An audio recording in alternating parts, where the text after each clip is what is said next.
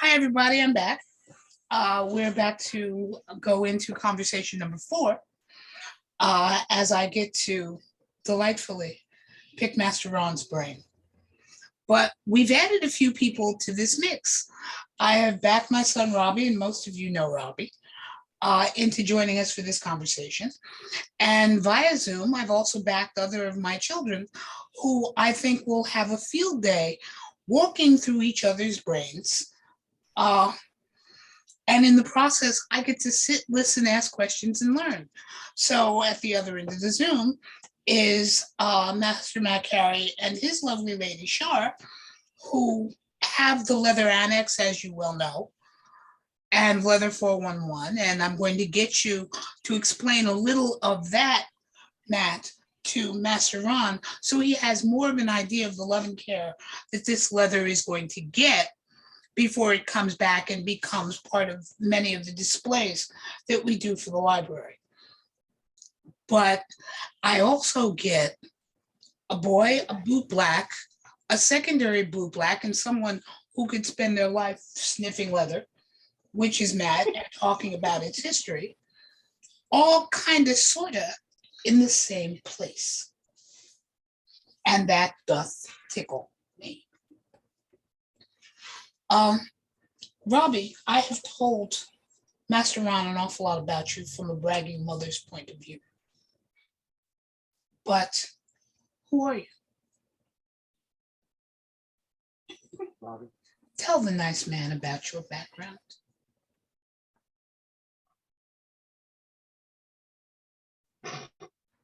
Tell about the slingshots at the hotel. About the what? The slingshot.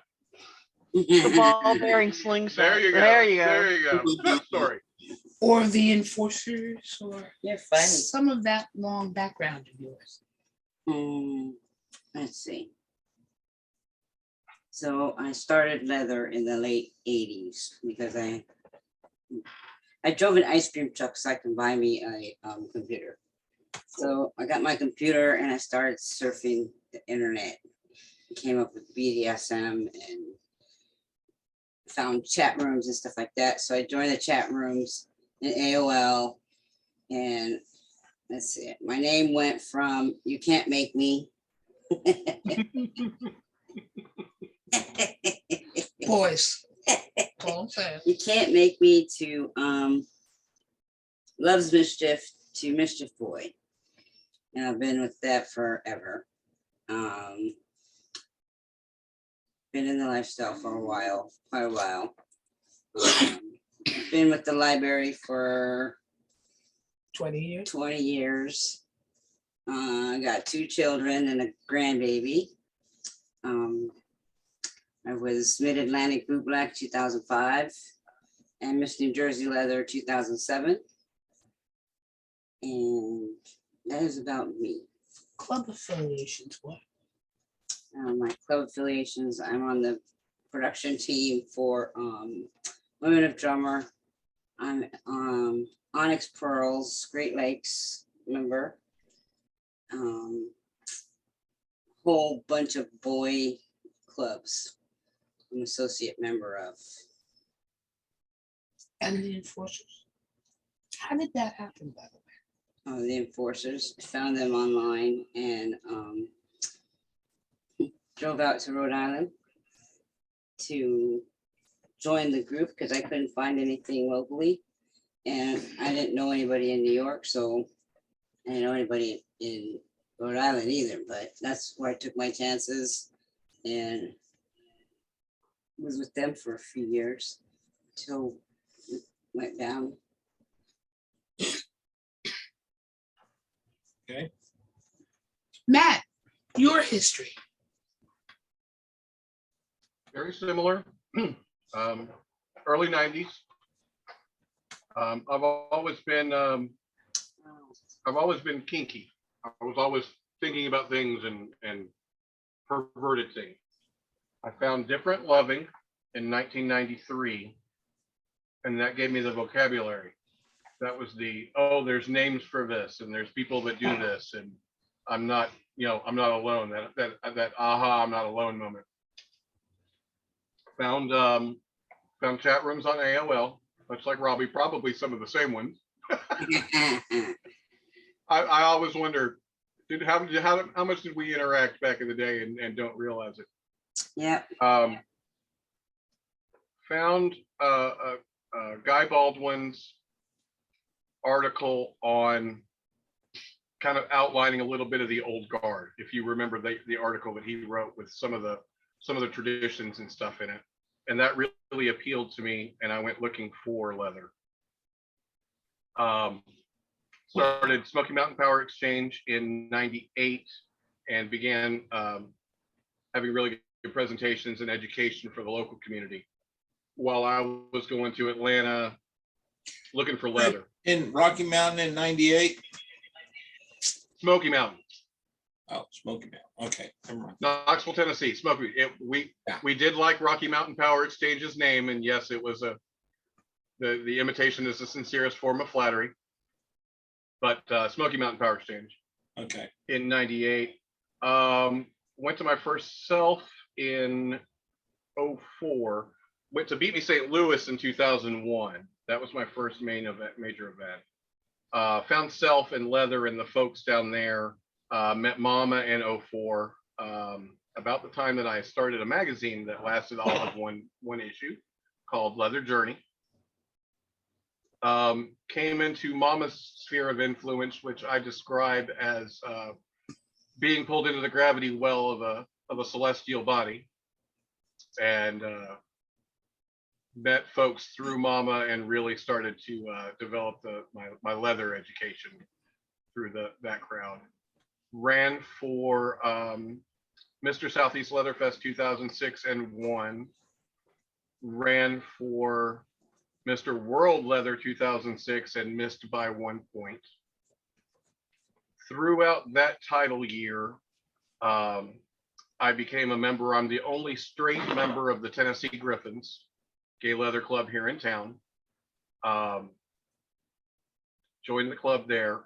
After I won self, I was speaking to them about selling my pins for travel fund, and Leather Archive and Museum was my charity.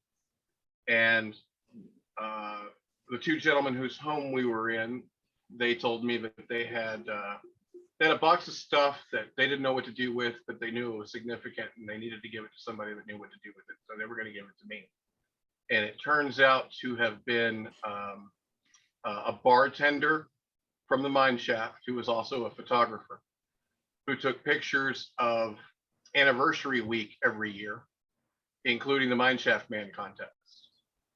So I have about 1,500 photos and the negatives from the mine shaft.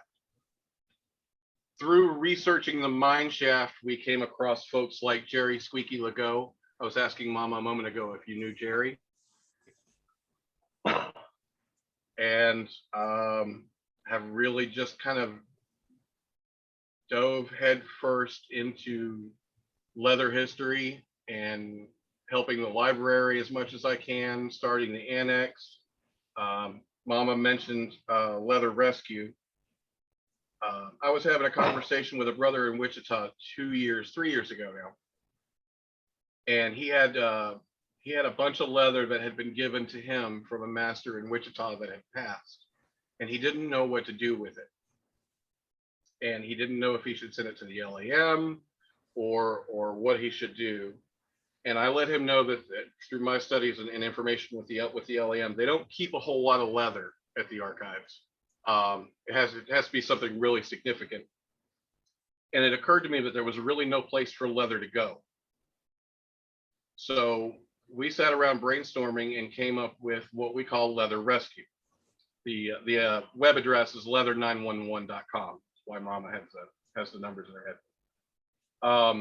And what we set that up for is a place for people to send leather that they don't know what to do with, that is from the community, so that it can be conditioned and blacked and loved and taken care of. First off, because most leather that's been laying around for years is stiff as a board and desperately in need of care. So the first thing it is it gets taken care of. Or anything in Fi's closet. Don't pick on Mama. And then we can either put it in the annex if it's historically significant, or we started something called storied leather. So if someone sends us leather, we ask them to tell us the story of that leather, so that we have that documented from the people that sent it in. So the story and the history of the leather is preserved. And that will go on storied leather. All those stories will be told, and we'll take pictures of the leather and document it, so it's all there together. You have pictures of the leather and the story of the leather. And then it'll be placed up for adoption. If someone in the community wants to give someone a piece of leather, or someone is looking for leather, that we can adopt, basically just like a puppy rescue. And then keep the fees reasonable, just to keep us in Hubbard's and conditioner, because that stuff's not getting any cheaper. And then, so the stories are told where people can go and see them. You know, hey, Master Bob, just a name off the top of my head, Master Bob's leather's here. Let me show you. Here's his leathers, here's his story. And then that leather may be adopted into the community, and that story will be passed along to the people that the leather is passed along to, and continue to add to that story. So that leather stays in the community, and rather than going to the store and buying a fresh piece of leather from the biker store, you have a piece of leather that's been in the community and has a history and character itself. And then the annex that we started for Carter Johnson is a place to archive the library's leather, family's leather, and any significant historical pieces that say somebody donates it. So a whole bunch of irons in the fire. All the iron. All the irons in the fire. All the iron. Matt, to give you an idea of one of the homework assignments that's going to be coming up for you. Master Ron has done some amazing writing over the years. Some of that you can read on FET. One that I had read before is The Master's Lament, and we have talked about mastery begins with mastery of self, but there are an awful lot of ideas. Robbie, would you hold that one up for me? That are in some pages that I'm going to be making copies of and sending on to you. You know, for reading and for annotating and for making notes and questions that can help bring that to publication, to go to a whole lot of people who haven't quite figured out what the word mastery means. And I'm going to stay off of that particular topic because You don't want me to start talking. I would rather hear that from someone else. And Yes, ma'am. that kind of, but right about here is where those conversations So the start. request I made by, this is actually an unpublished book that I started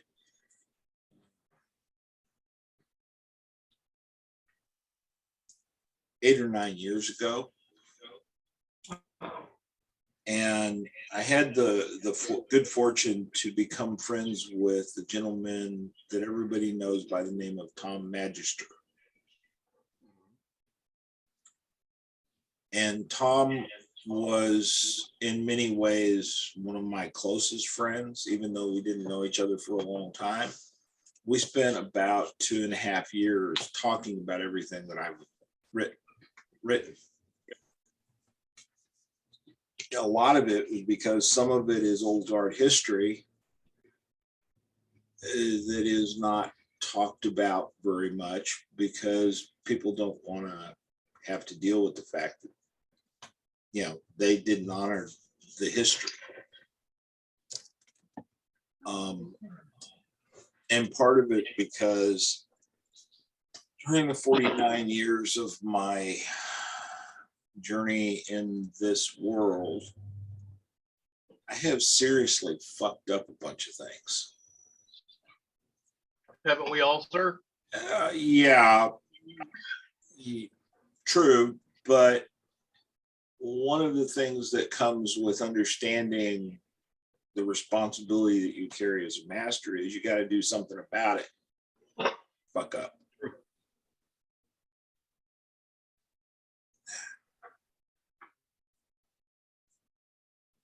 A part of this is my answer to my very, very, very close and dear friend Guy Baldwin's Slavecraft. Mhm. Because Guy and I don't agree on some things.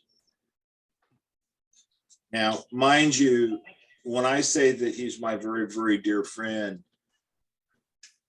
Guy spent pretty much 2 months in my house taking care of my wife after she broke her back, while I was having to travel to and from Florida from Tennessee on business. Okay. He finished Slavecraft at my house, essentially. We're mentioned in the dedication because of it. And Guy knows that there's some places that we disagree. I understand his point of view. I think he understands mine, but I can't talk to a slave's lifestyle because I'm not a slave, number one, and I really hate the word slave.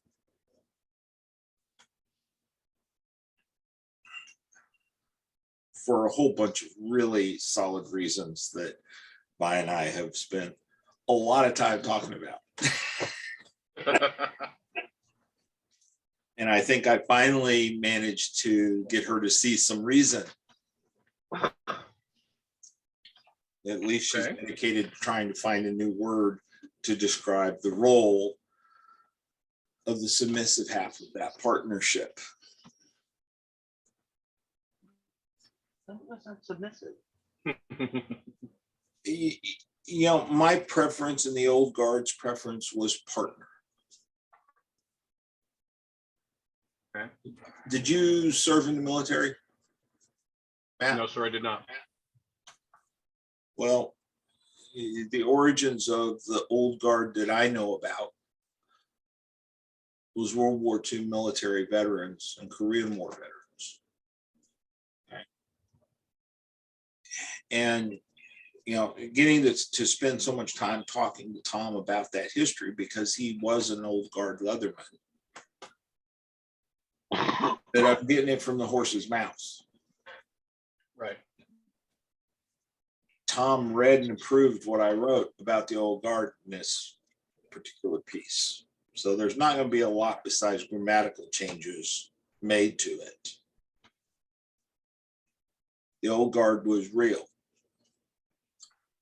It was not nearly as unified as some people would like to fantasize that it was. But within a individual club unit, whatever you want to, how you want to frame it, it was very unified. Geographically, would you say? I think it was mostly depended on the personality of the club leader. Right. Almost always in the original clubs, that was a senior officer from the military. And the way they looked at the responsibilities of each party to the partnership was that officers made decisions about what needed to be done, and the enlisted personnel made the decisions about the tactics to accomplish said work. Okay. They were both responsible to the other for the work that they were doing. As Tom said to me, I don't know how many times he said it to me, they were two sides of the same coin. One was the head and the other was the tail. He didn't like the word slave either, and none of the old guard used the word slave. This is a creation or came into our lexicon from Mast, San Francisco. Earlier, but Okay. Yeah, but they're the ones that actually brought it into the leather community as a okay word, so to speak. They're the ones who did the most outreach about it. See, being in New York in the 70s, where they were master or slave relationships, and that lexicon was common, at least in the New York area. In the leather Yeah, part of us, the old guard of us. you know, that wasn't- was what the Leathermen on the East Coast used. And it was a Well, common thing to I hear. grew up in the West But Coast, so it may have been very much only a tri-state issue. but Tom was from New York. When? Tom Magister, in his professional career, did the original picture of leather jeans.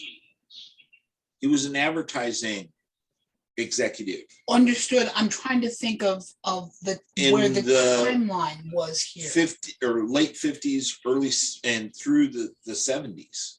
Because it began, I was hearing Master and Slave from from John Preston, from a lot of the boys who are still down on the dock strip pre the creation of GMSMA, Gay Male SM Activists. And it was Which was 180, new. 80, I think. That's New Guard. Mhm. And hearing it from Preston, for instance, or from Jerry McNichol, and Tom and his slave, that commonality of terms was one of the things that brought the boys up from the dock strip to Tess. We're kind of sort of speaking that same language there, but that may have been very much a New York thing. Or a New Guard thing. 70s would have been second gen. Yeah, which is where the New Guard started, because there was a marked rebellion about the way old guard clubs govern themselves and their exclusionary policies. Mhm. Okay. And that's when there was a drive to start things like SMAE. Because going back to, like I said, the very early, Jill and I joined Tess in Yeah. 74 and watched it expand until it really blew up in about 76 when what the hell, 9+ and House of Cards both started coming to Tess. Mhm. And with 9+ coming to Eulenspiegel, Mhm. a lot of the other motorcycle clubs from the New York, North Jersey area also went, well, maybe there's something going on there. And the common language, I think, was part of what helped it. Everyone went to their separate corners after that. I can only report what Tom and I discussed. And that's why I was wondering if he was in New York when the terms began to change. Tom was working actively in New York most of that time. If I may, Speak up, Sean. Um, when I was doing my research and digging around and trying to find things, the West Coast was far behind on picking up the master slave terminology. And the East Coast, it was especially the Northeast Coast, but all of the East Coast picked it up much faster, but it started in lesbian circles, Interesting. as far as I can tell. Now, obviously, I haven't researched lesbian circles, so it only goes so far. This has to be but- pre-LSM, although it may be Satins and Stilettos for all I know. Or the Valkyries. And Valkyries, yeah. I've Robi, got say something. I've got reports going back to the late 60s on the lesbian circles, and when the lesbian circles tended to circulate amongst all of the circles, even then, sort of undercover. They because were in with the straights. They were They were fag hags. They were, they intermingled a lot more It's a term at the I've heard time. in years. Hell, I don't think I've heard that term in decades. I have, but only in very polite society. Oh, and that's interesting because the girls, as I had said to you Mhm. last night, were the group that you really couldn't get to test. Yeah. Uh, so it would be interesting to find that the whole movement actually started with a whole bunch of crazy motorcycle types. Regardless of where it started, okay. There are some things that I don't think anybody really spent very much time thinking about. I agree. I do agree. You know, recognizing before I start talking about this, that there's no intent to behave badly there. From a psychological standpoint and the way behaviors occur in most master-slave relationships, the word slave is one of the most psychologically caustic words available, because the social cycle loading, okay, the archetype that comes with that word, that's burned into our consciousness going back 6,000 years or more, says that a slave is property to be done with whatever the owner of that property chooses. It has no rights. It is property. It's a piece of furniture. It's nothing. And that alone was one of the primary motivations in the creation of the boy movement. Okay, so, but it comes back to that whole concept of a slave or a servant not having any rights. I don't care how loving the couple is, when the word master and slave gets in there, psychologically, the slave starts adopting a property owned psychology, and the master will start slipping into I own this, I can do what I want with it psychology. You're nodding your head, boy. Say something. That's how it was when I was coming up. Yeah, slaves were slaves. They didn't get to talk or anything unless they were spoken to. Definitely a different generation. So I have a lot of problems around the concept of the word slave itself. Don't have a problem with people choosing to be of service. Not one. I am a seriously dominant sadist. I value and treasure masochistic submissives, because in them is the vessel of my satisfaction. Well said, sir. Well said. It offends me at some very core levels that make me want to hurt people when I see one of those precious things damaged because of the subconscious tendency to treat them like shit, because the master seems to think he has the right to do that, and the slave has convinced themselves that the master has that right. Can't argue with that, sir.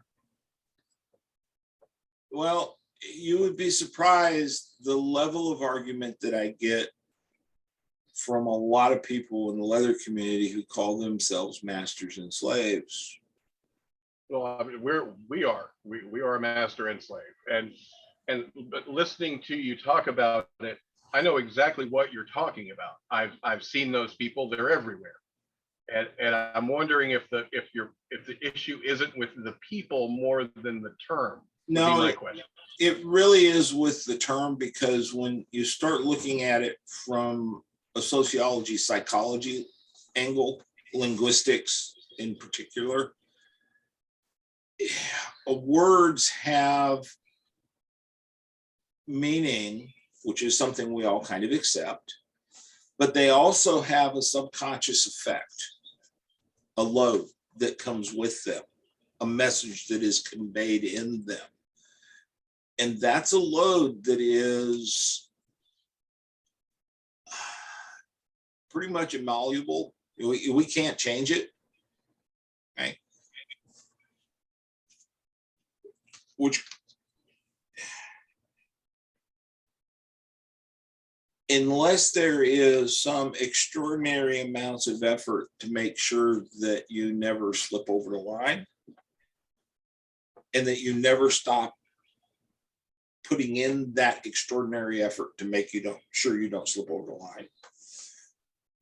The word and the usage of the word in terms of a human relationship allows for that caustic nature of the psychological load to start to erode the treatment.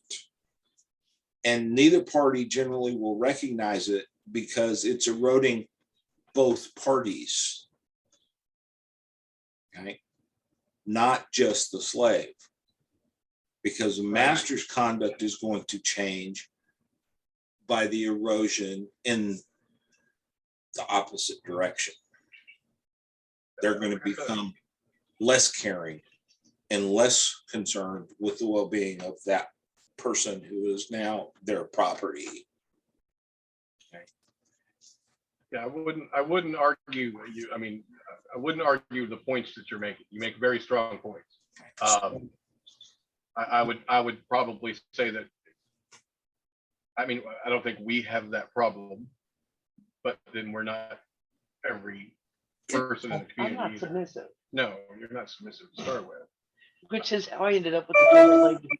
But I absolutely agree. I have seen and continue to see all the attributes that you're describing in the community all the time. On both sides. Yes, absolutely, sir.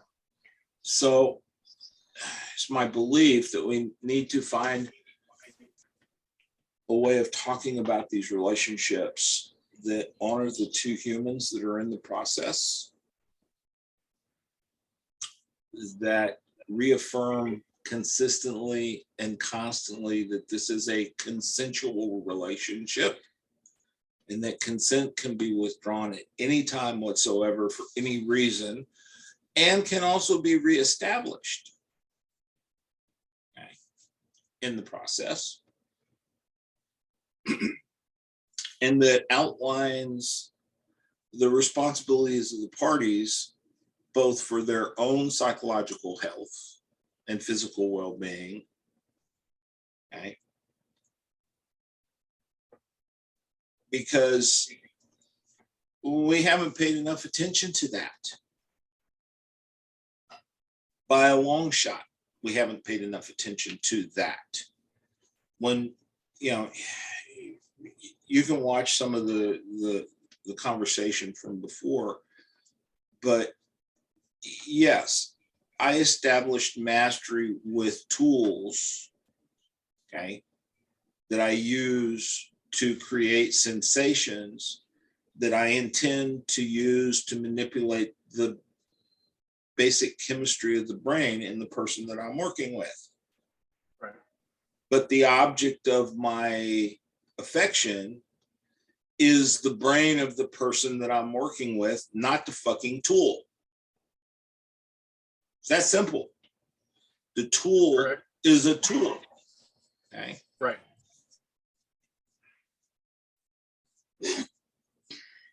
I walk into an SM club and I watch some guy doing this big fancy shit with the Easy, whips, sir. right? Easy.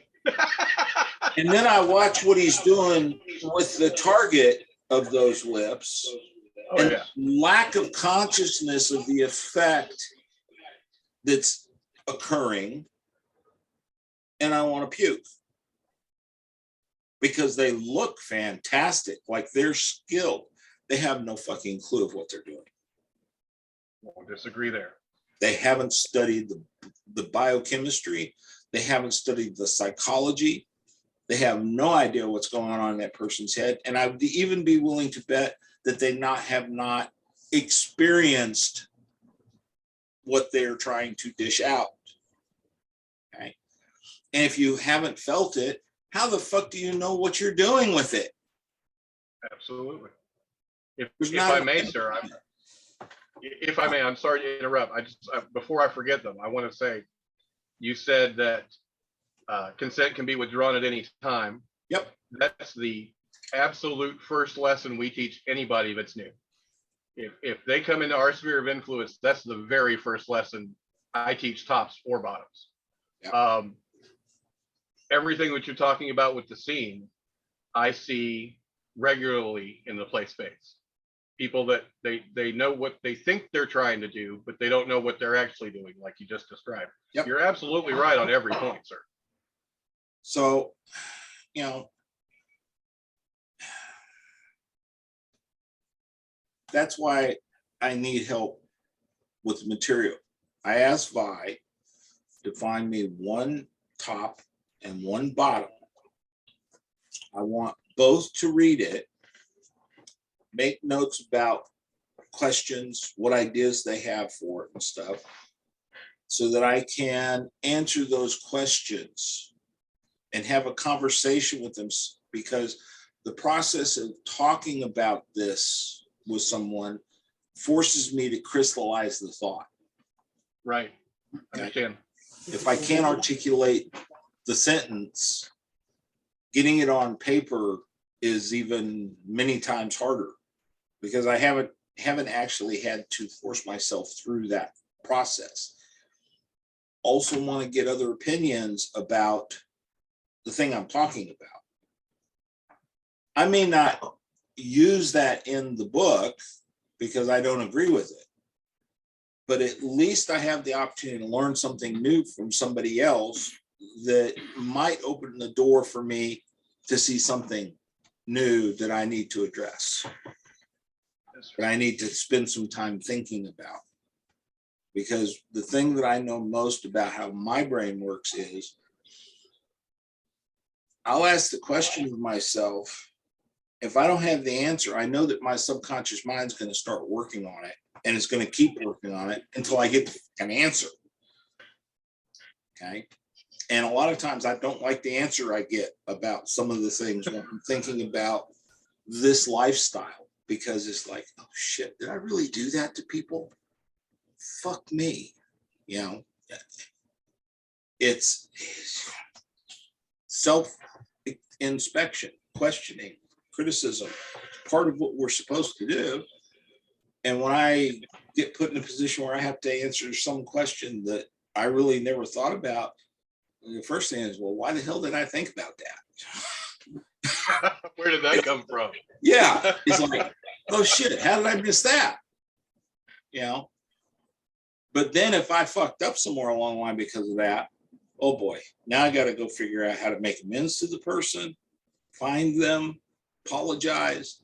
What am I going to do to correct that behavior?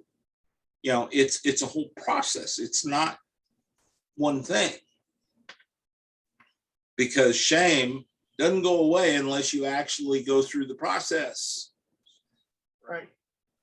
And if I've got shame about the things I'm doing, I shouldn't be doing them. It's that simple. So that's why I asked Vi for a reader from both ends of the spectrum. Well, I guess she picked you. happy to. I would be happy to. I know Char will. And I don't know if she's picking. I think Robbie is. is Robbie the other? I think so. Char. I'll pick 3. I'm easy. Char's itching to read it. I'm gonna read it if it shows up here. Whether he wants to talk to me or not is something else. I, however, have a million questions for you. She goes, oh, not right now.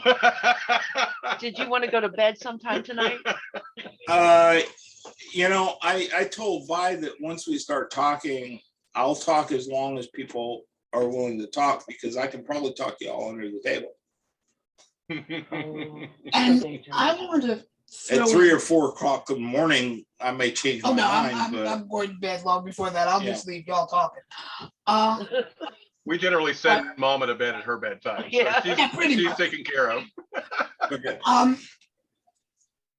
In watching the birth of both the TNG movement and of my precious boys, I am a firm believer that the boy movement evolved in that quest for humanity that a master-slave relationship did not give. So let me ask a question here. When you're talking about boy, are you talking about BOY or BOI? Yes, Both. Okay. I Yes. need to understand the context of what you're talking about. one, because my son is a senior boy, but far more than that, being both defending angel and to some extent mom to that movement as it began. Watching it grow out of the responsibilities of drummer boys to drummers during the drummer contest and around it Mhm. in terms of being able to care for your drummer. The evolution began to move. It began to shift from slave with drummer to drummer boy with drummer. In the classic drummer boy use on the original battlefield. That drummer boy could do everything that his soldier could do, but was too young to do it. He could pick up that rifle to defend his soldier if need be. He cared for that man. He heard his confessions.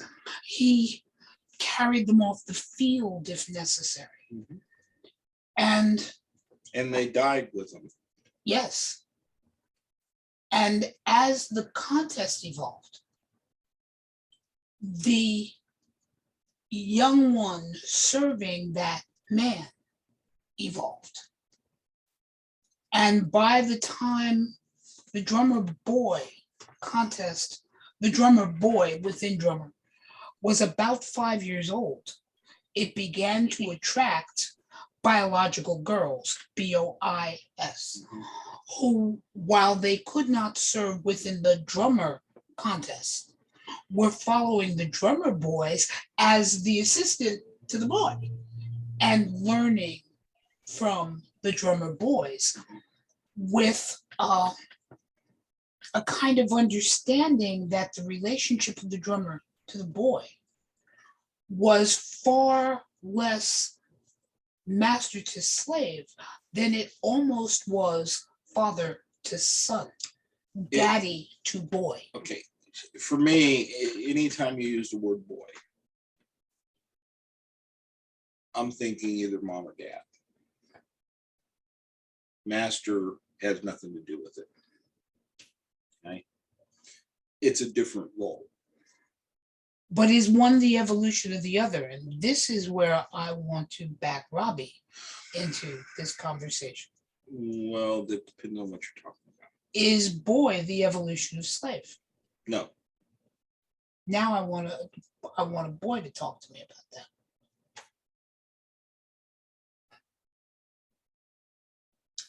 No.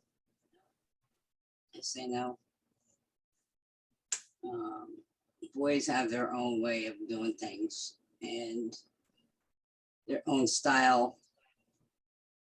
It's not their own submissive way of serving. Agreed. Yeah, definitely not a slave. No, is it the They're evolution also, of? no, slave. it can't be, No. because the role of the person that they're following is that of a nurturing parent. Can be. Supposed to be. I agree. Daddies were always supposed to be nurturing parents And Yeah, we fucked them, but you know, that is what what can we say? ended up making me guardian to so many boys at the beginning.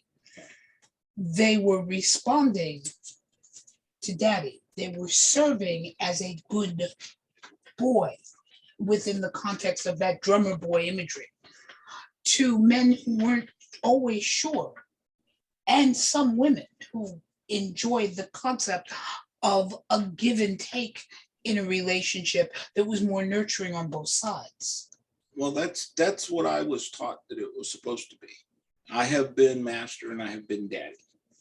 Yes, When I'm being daddy, completely different mindset for me. Because at that point, it's a more nurturing, educational, mentoring. Yeah, the sex is pretty good, but you know, that's the. It's not about their service to me. It's about me raising my child to be a man or a woman that Are is not- fully self-sustaining, who can choose to be submissive or not. are not the chores of the house part of that boy's My Raising- actual biological children had to do chores in the house. I rest my case. They didn't have to suck my dick, Well, yes. but they did chores in the house. Okay, that's part of being a part of a family. Everybody has things they need to do to make everything work. Those boys' chores, they looked on in the early days as their service. Is it service? Yes. But it's Mom, I have a question for Robbie, if I can, sir. I hope I'm not interrupting. bad. Robbie, what role when you started, before you became a boy, before you discovered boy, what role did you consider yourself? And what about boy was appealing, and how did you make that transition? Well, I've always been a tomboy, so once I found the community and I found that there were boys, that attracted me to it. Right. Before you discovered boys, what did you think you were, or what were you? What category did you think you were in before you discovered boys? I didn't know. Okay. That's what I was trying to say, if to make Mama's point, the way she was going, what did you consider yourself? What path were you on? And then you saw boys and you went that way. That's why I was asking. I was just walking along the path. I didn't know what was going to come along. So you discovered boy very early. Yes, Okay. that made me happy. I just think that a lot of the boys, I think the slave movement goes back to the puppy movement. Tell me more.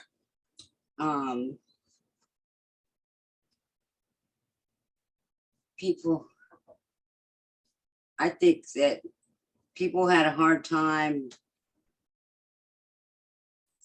being told what to do, or having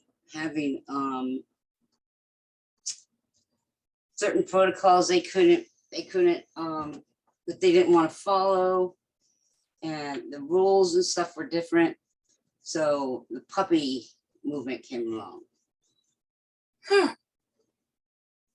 Because there's less construction in the relationship. There's less rules for them. They hump the couch, they get on the couch and stuff like that. So I mean, So what are you saying? It's bad boy behavior that barks? Mm-hmm. yes. Mhm. Yeah. Exactly. Do we need to have Robbie tell the slingshot story again? My tail slingshot still. Yeah, you know, all of the movements have good points and bad points. Agreed. The unfortunate thing is, though, that we're talking about what the rules of the role are instead of what's good for the human that's participating in it. I think it's a little more important to be concerned with the human being and what's necessary for their health and growth. That might be why they're creating some of the rules, to find that place that where they fit. Okay, so you and I have had this conversation a couple times now, and I'm going to reiterate that that's an evasion To some extent, of self-responsibility for being a fully functional human being. it is also a way to find out where your parameters are. Where is the fence? You know, if you want to play with that a little bit to see what it's like and how you think, I'm okay with that, as long as the basic rules of human conduct and humanity and treatment are followed. Okay. That should be the What basis I'm of not anything, willing no to matter what you call it. is for either side, okay, to use that as an excuse to evade the responsibilities that Agreed. come therewith. Agreed. Okay. And that's what I see happening very often. Chime in here, boy. Well, he nodded. Yeah. You agree? jump in here. I agree. Okay. So, We agree on this then. you know, this is about this whole conversation. The reason I started writing the book is to bring the responsibility on the top side back to where it belongs. We are responsible for everything we wrought. If we ask somebody to do something, whether they do it consensually or not, if it causes damage, we're responsible for fixing it. Absolutely. Okay. Whether we intended it to cause damage or it was accidental, we're still responsible for fixing it, which means we'd better have our heads a little bit more screwed on well, and that we better be getting enough information from our partners to understand where they're at before we ask them to do stupid shit.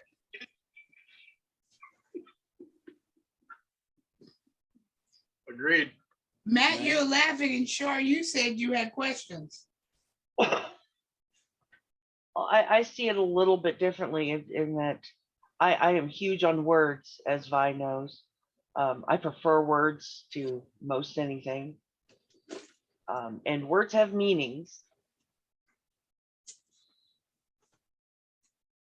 So I think that you can have both. Just because I say I'm a slave doesn't mean I abdicate any responsibility for anything. I fuck up, I fuck up. Okay, and I will be the worst person to punish me, and then everybody else gets a turn. Okay, so True that. I I understand that. what you're saying, Shark. I understand that.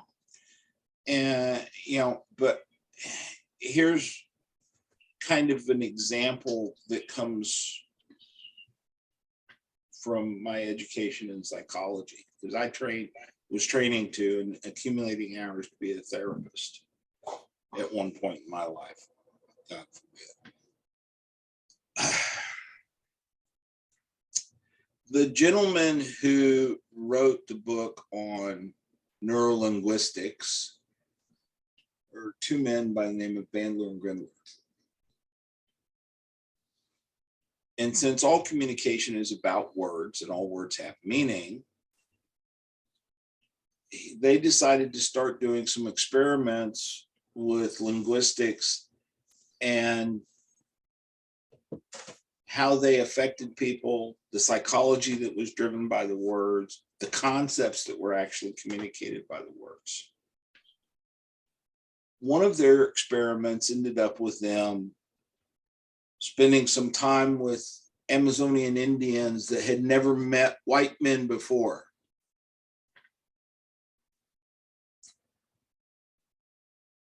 And they spent a lot of time with the translator translating what everybody was talking about. And they noticed a pattern. One of the patterns that they noticed was that the only time they ever heard color, it was red or green.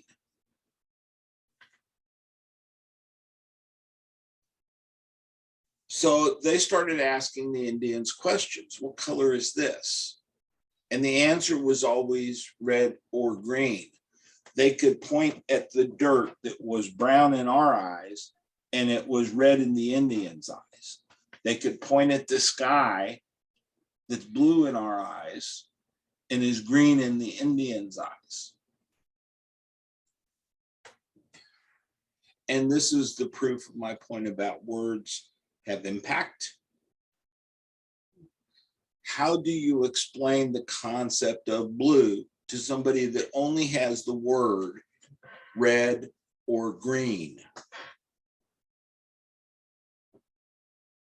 Because those Leave up to the concepts, sky and go, that's blue. yeah, and they're going to go, no, it's green.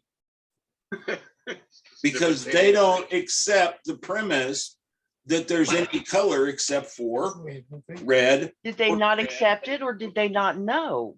They don't What accept you're talking about there is a different education. If they don't accept it, then they don't accept it and there's nothing you can do. You pat them on the head and walk off. That's not the point, But Char. if they don't know, that's a whole different creature. That's not the point. The point is, how do you get them to accept the premise? When this is what the societal structure is built around. Yeah, that's there. Yeah. That's the point. Okay. Yes, Well, sir.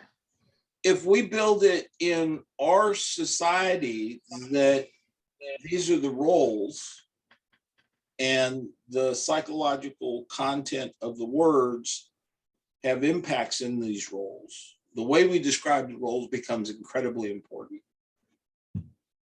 I mean, really, really important.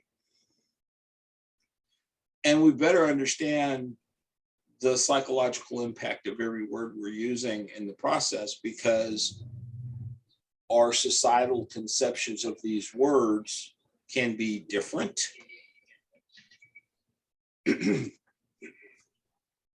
But the overarching archetypes of the words we're using don't change. Slave is definitely a loaded term, that's for sure. Yeah. And yet far too often, well, my favorite description is still odalisque, which is the one that I use most. When someone says, describe yourself, I'm an odalisque. And then I Jeez. watch the head spin this way. Yeah. It describes a very specific type of female slave within the palace of the harem. Because the odalisque is part of the palace, but not part of the harem. She has more responsibility to the sultan, and the sultan has far more responsibility to her. If it had to have a modern day equivalent, it would probably be female personal secretary. Okay. And spy, because she Oh, was yeah. also responsible for watching the royal wives and making sure that if there was going to be hanky-panky, it was only within the harem. Mm. You know, they could fuck each other until they turned blue. They just couldn't, and they had access to a lot of the castrati who were part of the harem, but they did not have access to any of the males. Right. Which is why only the castrati could be in the harem. There was only one dick supposed to be there. Yeah, and that was the sultan's. Yeah, Uh-huh. pretty much. So, you know, this is advanced concepts. This is not a 101 class. This is a 501 class. Okay. The words we I want to cheer. when I do presentations, I remind people of the era in which I came out and what the words meant then. So that when I'm talking, we are all on the same page. I'm not asking you to agree or disagree. Yeah. Simply understand my point of reference when I use this word. It's nice when they honor that request. Well, without it, we're talking about lions and tigers and t-shirts, oh my. No, when they honor your request to just understand that Yes, this is your understanding, yes. okay? Because my experience 9 times out of 10 has been, you don't know what you're talking about. And it's coming from somebody who's 25 years old. When I was fucking men before their parents were born. And so That offends me just a little bit. I know I should be more patient, but I don't have a lot of tolerance for bullshit in my life because I'm getting old. I'm going to die soon. that is why when I begin, when I use this word, this is what I mean, period. Don't ask you to agree, don't ask you to disagree. Well, Simply common like I said, process. I have a vested interest in trying to get people to think of the submissive masochists that end up in our lifestyle just a little differently. Here, here. Because they're an irreplaceable resource. Also true. Okay.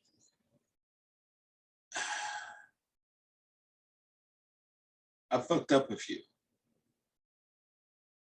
Part of my penance and amends for fucking up is to try and do something about it with myself and with the community as a whole.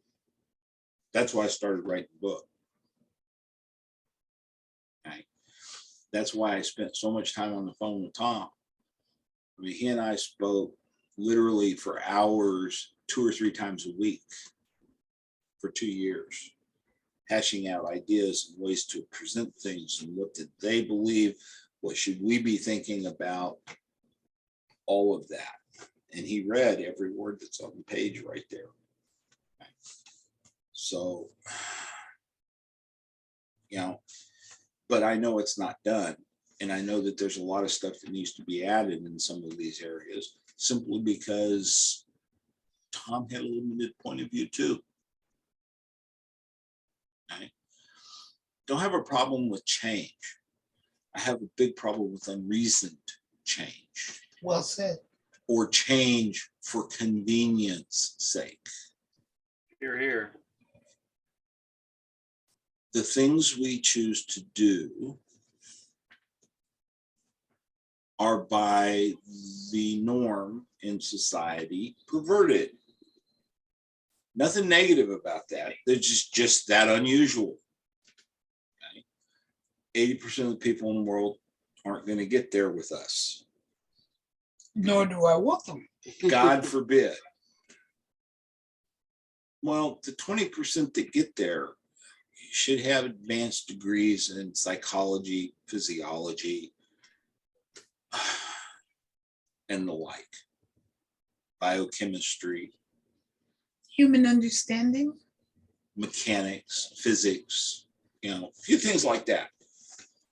In other words, they need to be skilled, and it doesn't matter which side they're on. They need to have that skill set because duty of a bottom is to protect themselves first and foremost, which means they have to have the wherewithal to make the decision that something that's happening is not okay, not accurate, not skillful, whatever, and say the most difficult word in the English language.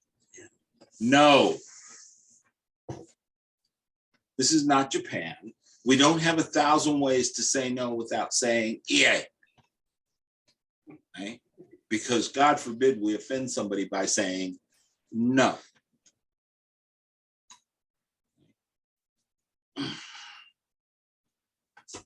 It's, and sir, if I can, I agree with your premise, with the premise being that the care and nurturing of those in our charge is our most important thing.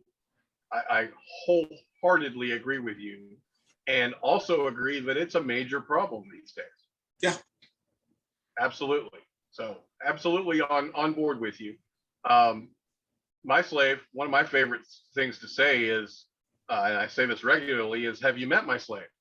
And it's usually said when she's corrected something, or how is it you put it? Served me proper information. She I serves served you correct she information. serves me correct information. This would be the first one to tell you if I was not treating her or doing what I was supposed to be doing. So in our relationship, I get corrected when I screw up. So My wife we have that kind of. My wife is undoubtedly the master of being able to tell me just how badly I fucked up and how I fucked up. This one can do it and sound very polite while she does it. Yeah, mine has decided that being polite with me is ineffective because I don't hear it unless she's rude. Doesn't work on him either. But that's the jarhead in me. I'm a little stubborn. And I come back to your statement about the slave's responsibility is to protect the property. And coming from a very different era. Bottom. No. You use the term bottom. Can't use the word property. But bottom, you use the term bottom. To The protect bottom is themselves, the human. Yes. And I come from an era where if submissive, slave, bottom, girl, masochist, any of the family on the other side of the slash had to first and foremost protect themselves, they should not have been with the person they were with. Here's the Now, reason I say I'm it. going back 40 some odd years. Here's the reason I say it the way I say it. Okay. Like I said, I kind of took Asimov's 3 laws of robotics and modified them for our lifestyle. Because first and foremost, every human being's responsibility, whether they're master, slave, straight, whatever, not involved in the lifestyle, is to take care of themselves. And Period. Full stop. No If- discussion available here. And now I'm backing up to those early 70s. If I have given to you all of that so that those things do not encumber me to serve you, Mhm. then that responsibility is now part of my owners. It is, but it's still yours. You can't, here's the problem with the logic, okay? You can't take the human out of the human. No, but you can put obedience into the human. Obedience is a different thing. Obedience that's well-reasoned and appropriate and does not cause the individual who's obeying harm is good. Obedience that is not reasoned, is not appropriate, and does cause the human harm is not okay. And the relationships that were modeled for me, where it should never get to the point where this slave has to say something like, I need to sleep. You're Those only sorts 2 of years things. behind me in leather, East Coast. but you're only East 2 Coast. years younger than I am. And came out as a slave. Well, okay. And I started on my knees sucking cock. So what? Slightly different perspective, service only, without Right? always having the sex. Yes, Joe. Weren't you the one with a cocaine habit? Yes. Kind of to the point. No, actually, no. It makes my point. Well, no, because if you were taking care of you, you wouldn't have had a cocaine habit. You'd have slept. Mm-mm. It makes my point in that these were the things I was assigned to do. The cost for those was not on my side of the contract. The cost for, yes, I paid the price, but the responsibility for going, you cannot accomplish this in a 18-hour period, was the responsibility of my owner. Okay. If the, In if the the language chores that you're saying, kept mounting up, it was simply do it, get it done, period. in the logic that you're using, I do not disagree. The problem is, there's this thing called the human that is not being considered in that equation, True. which makes that relationship Toxic. improper and toxic. I'm not disagreeing with you. What I'm saying is that the behavior, the roles that were modeled on my side of the slash said you're going to work to finish this list until you are told to stop, because the telling to stop is on the other side of the slash. You have been told to get this done, Well, period. let's try this piece of logic then. As your owner, my instruction is that you do not harm yourself in the performance of your duties in my household. That means that when you get to the point that you cannot continue without doing harm to yourself, you better fucking stop. Those are new conditions. Okay. And Those should have been the conditions at the time. The asshole that gave you those orders needs to be appropriately disciplined for being an irresponsible asshole. And those were the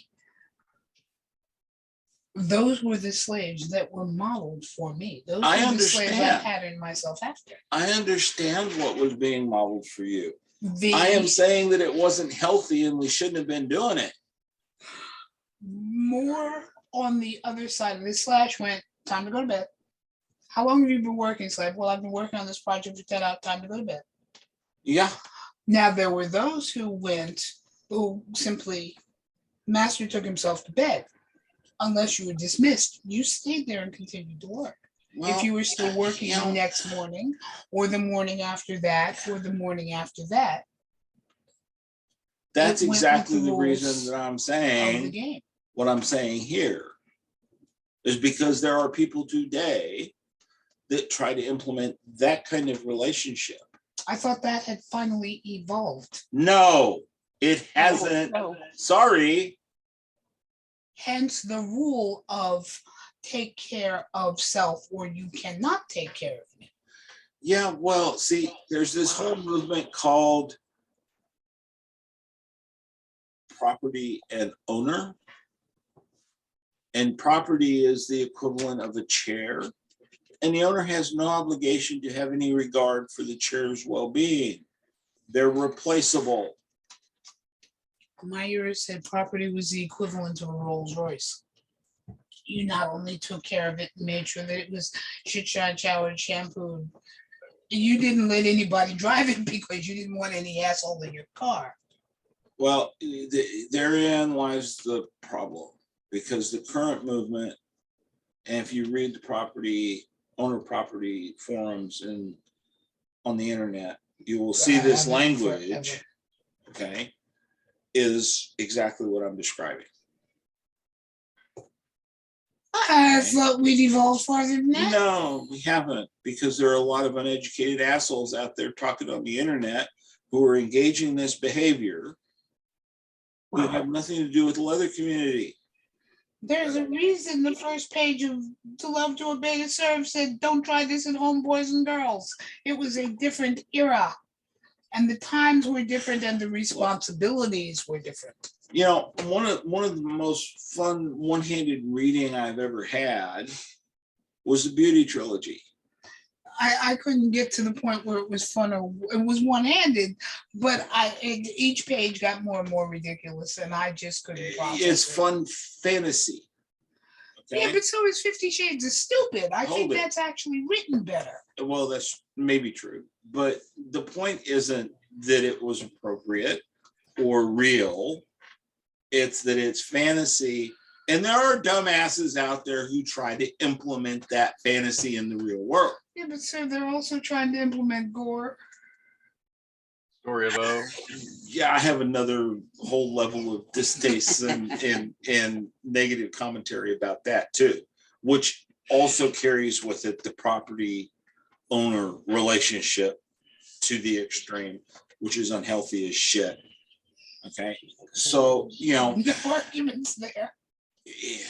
there are times when it's great fun-handed reading when you want to fantasize about something that you know absolutely you can't do. But that's it. You mean I can't ride a tarn? You can do whatever you fucking want to in your dream world, but you can't do it in real life. I can't ride a tarn. You can't put a tarn in my driveway. No, not interested. Sorry. And that goes back to some of the things we were talking about earlier with Second Life, and I just Yeah. So yeah. you know, it's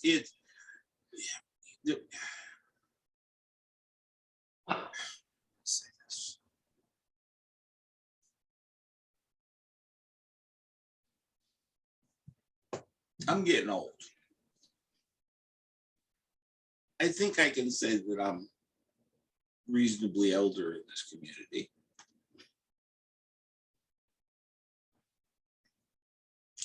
And when I have the opportunity to call bullshit bullshit, I will. Here. And every one of us who have earned the stripes have not only the obligation to do so, okay, but we have to make the opportunity to do it. We have to reach out into the community, and when we see bullshit, we need to call bullshit until people go, but why is it bullshit? So that we can explain it to them. You're here, Matt. You want to jump in here at all? We've had these conversations. It's doesn't make you very popular when you do that. Hold it. That's- Time out. Do you really think I give a fuck what anybody thinks about me? Oh no. I'm just saying they don't want to hear it to start with. So that's the first problem. But I completely agree. I'm not arguing with you at all, sir. I don't But care whether they want to hear it or not. What I do care about is that I plant the seed in their beady little minds for it to have an opportunity to germinate and grow and make them ask questions. Shar is wholeheartedly agreeing with you right now. I have been preaching this since I met him. If you do not stand up for what you believe in, you're perpetrating the problem. And diplomacy by, You left a government. are you hearing me now? I can very sweetly say kiss my ass and buy a bomb for Israel. Diplomacy has no place in this conversation anymore Amen. because people don't listen to the diplomatic words anymore. But they don't listen to bullshit and the arguments that come after that either. That's what I would say. That's not true. They do. They hear when you're rude They to hear them it. because it pisses them off. But guess what's happening while they're being pissed off? They're processing those words in their beady little fucking brain Hopefully. and trying It to figure it out doesn't happen immediately, but it happens. why you said that. What on God's green earth gave you the right to say that? Why would you say that to me? Why would you call me a ruthless, unthinking asshole? I tend to go with inbred brain dead. Whatever it It is, works. if it isn't shocking enough to get into their psyche and irritate them and get into their subconscious mind, which is where all the work really is, you ain't going to get there and you're not going to change anything. The difference, the only difference between mommy and daddy is very rarely am I going to raise my voice about it. I'm simply Very going to seldom look at them Do I and raise go, my voice? you're the reason we can't have nice things. Listen, you inbred, broke-brained, probably first cousin fucking fucker. Now let's have this conversation. God, I'd love to see the look on somebody's face when you Oh, I nailed somebody I with paid that fucking money. around the corner at Walgreens about a year ago, who was ranting and raving at this wonderful woman who had come in with her child, a member of our Muslim community. And she was wearing a scarf, not Oh my face, God. scarf. And he started to get into her face, and you could see she was frightened. And the kid didn't know what to do. And I very calmly got in line and I butted kind of in front of her. And I said, excuse me, can I put my things down? And he's trying to go around me. And I said, you ingrained, broke-brained, dickless wonder. You are the reason we can't have nice things. And if you weren't fucking your family, you'd have better manners. But I have to be nice. Is there video? Is there video? There Please probably tell me still there's is. video. They I haven't want destroyed this. it. And right around there, instead of, she had no idea why I had sort of gently cut in front of her. Now she's standing behind me. The kid is damn near attached to my leg when her husband walked in, and this guy's wide open. And you could tell he not only wanted to get in her face, he wanted to get in mine for being Black and female.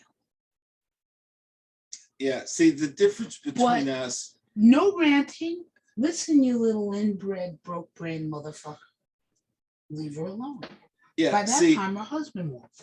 the only difference between us, Vi, is I would have stepped between him and said, "Move or die." I didn't see that. That is And the difference they would between understand daddy that I and was mama. serious when I said, "Move or die." Whereas I got him to think a bit.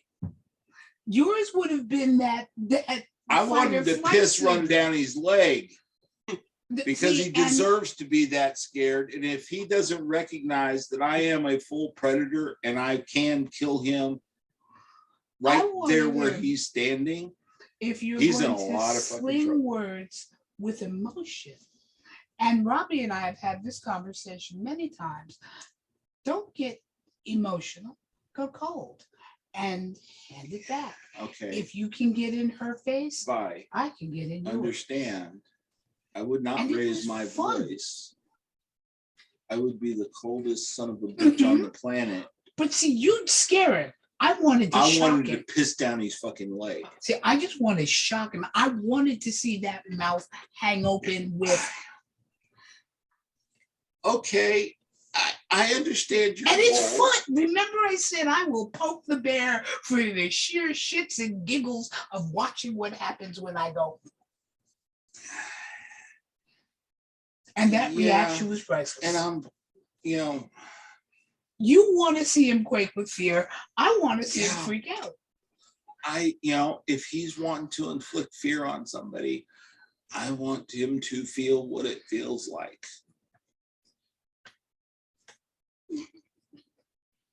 I'm on your side. I'm having ideas over here, Mama. You want to call names because you think it's going to get an emotional reaction? Let's reverse that. Yeah. I'm wondering if this shouldn't be a series of Zooms where we discuss the issues that we're talking about, one issue specifically, and do these on Zoom and put them up on YouTube. Well, isn't that kind of what you're doing with the group anyway? Well, I'm always available to talk about these ideas. What he said.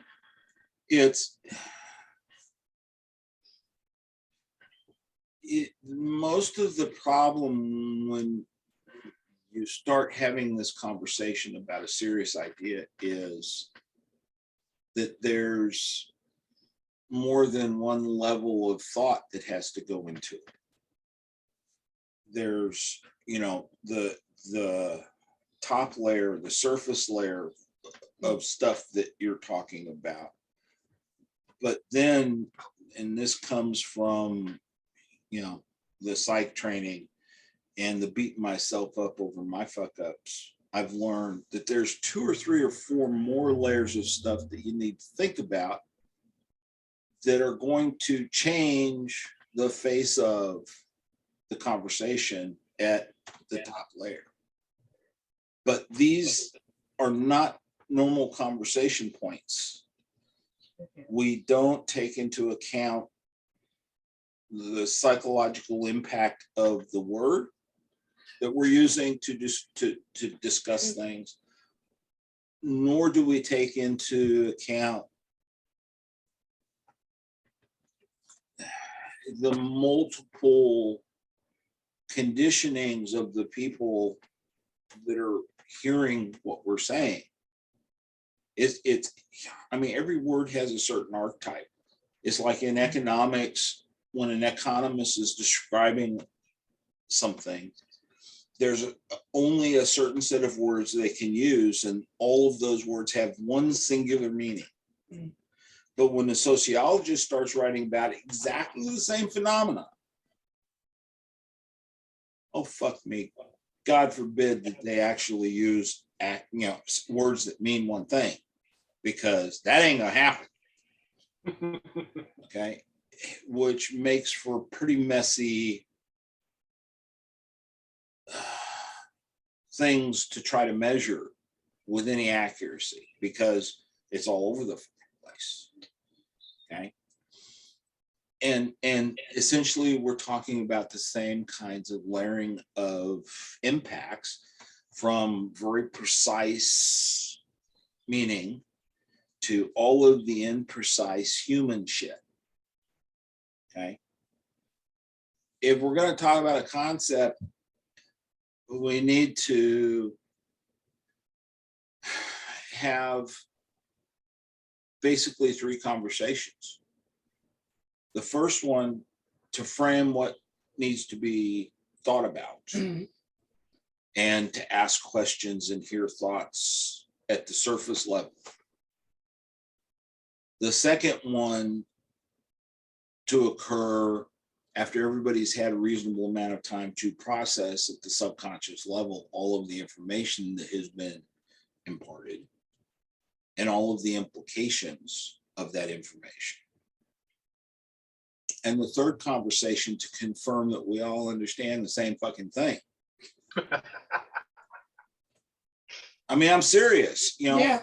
I'm shaking my head. Yes, sir. I'm agreeing completely.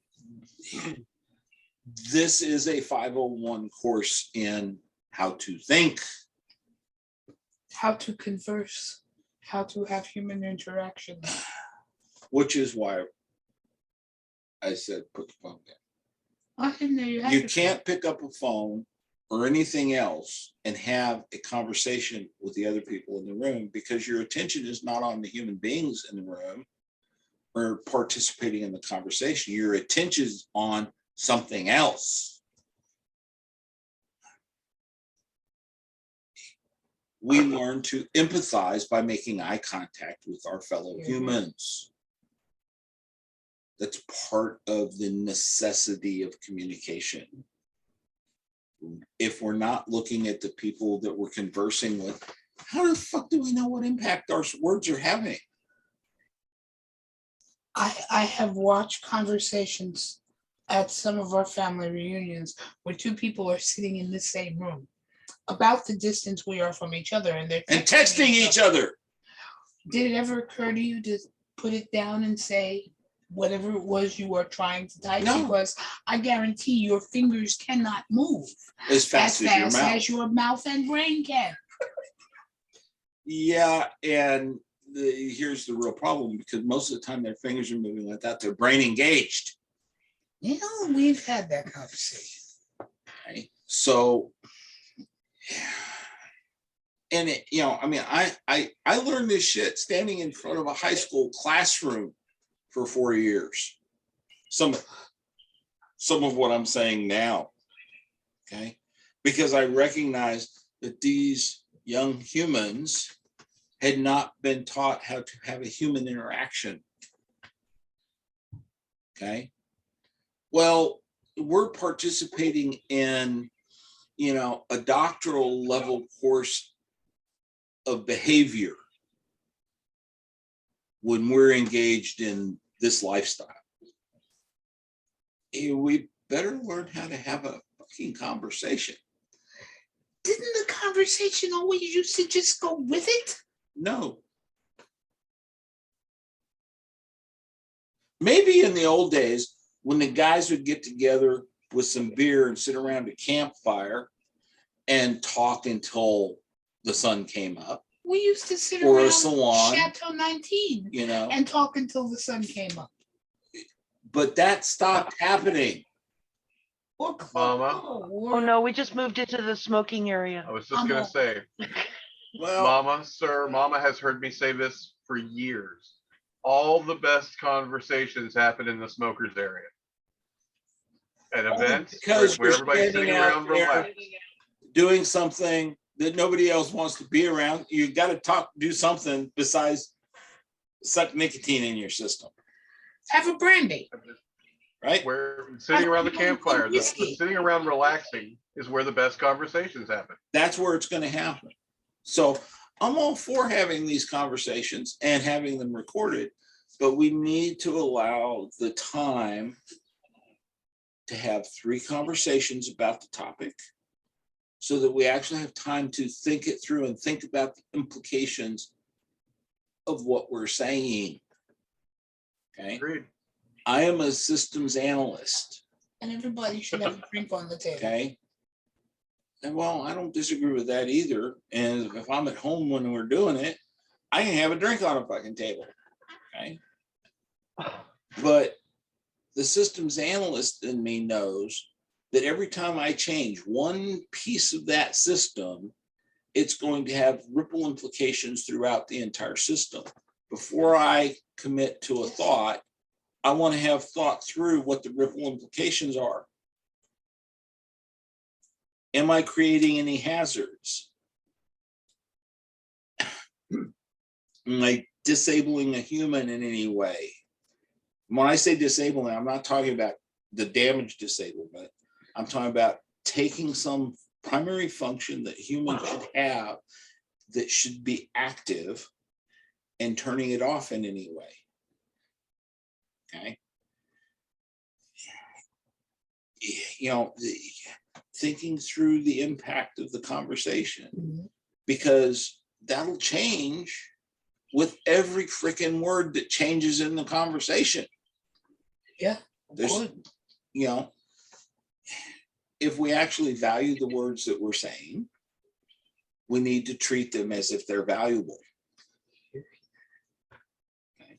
Which means, yeah, we can have a conversation about this topic and have that first draft of the conversation where everybody expresses their thoughts, gives everybody else something to think about. Okay. We have to come back and talk about the thinking. And then think about what we heard when we're doing that and come back and see if we can agree that we all heard the same fucking thing.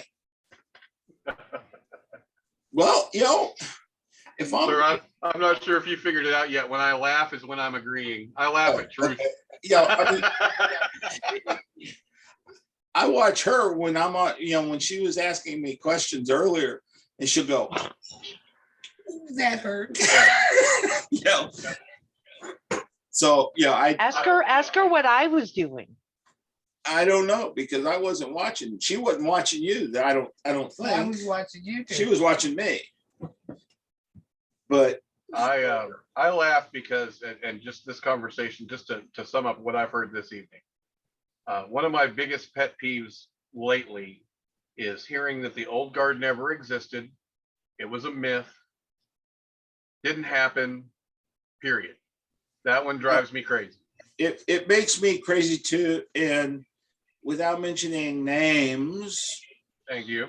I happen to know for a fucking fact that at least one of the proponents of this particular line of thought was in a partnered relationship with Tom Magister. And I have called him on his bullshit. I love him dearly, but I told him he's wrong. And he didn't have a right to be saying what he was saying. Is he right in that it wasn't some uniform, unified front across the entire country? Absolutely. And I will If back that up. anybody in the gay community could get the entire community to agree to a single fact, I will bow down and worship them for the rest of my life, because it ain't gonna fucking happen. But Okay. you can't tell me that the rules and regs of Badger Flats and the Satyrs Run, including you change uniforms at 5:59 p.m. on Labor Day into your fall uniform from your summer uniform. You're going to tell me suddenly those rules and regs didn't exist? What part of horse shit are you missing? I'm not, because guess No, what? I'm not saying you. I'm saying the person who No. handed me that bullshit with there were no rules and regs. Excuse me. Yeah, and Really? my response is going to be, hold it, you dumb motherfucker. I was in the military too. Robbie's Army, by the way. I grew out of that, and you know, the military actually has rules that say, you know, you're going to change your fucking uniform at 5:59 because the uniform of the day becomes this at this time on this date, and you better not fuck it up.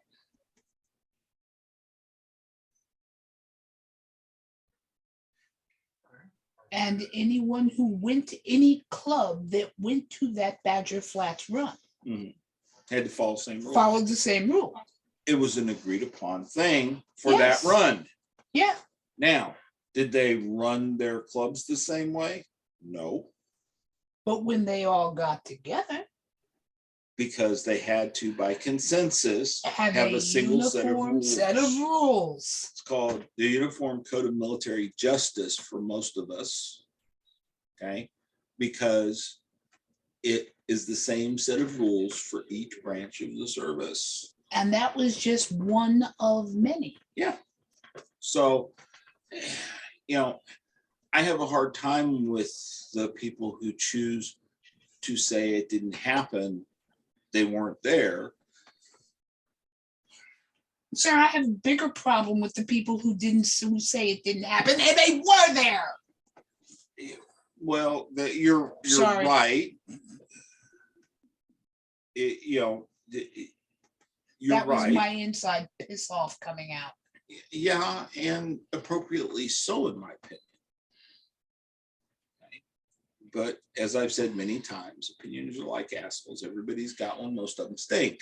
If you're going to mouth off at 22 about what happened to someone who was doing this when they're now 69 and were doing it when they were 22, boy, you're talking out your ass. Yeah. If I was 17 at 22, 45 years ago, and now you're going to tell me that all the stories you told me are bullshit.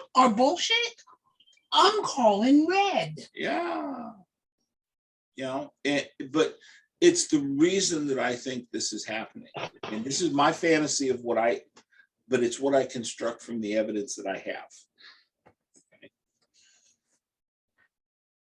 Having a rigid protocol is inconvenient. I can open up two of my books and find the rules.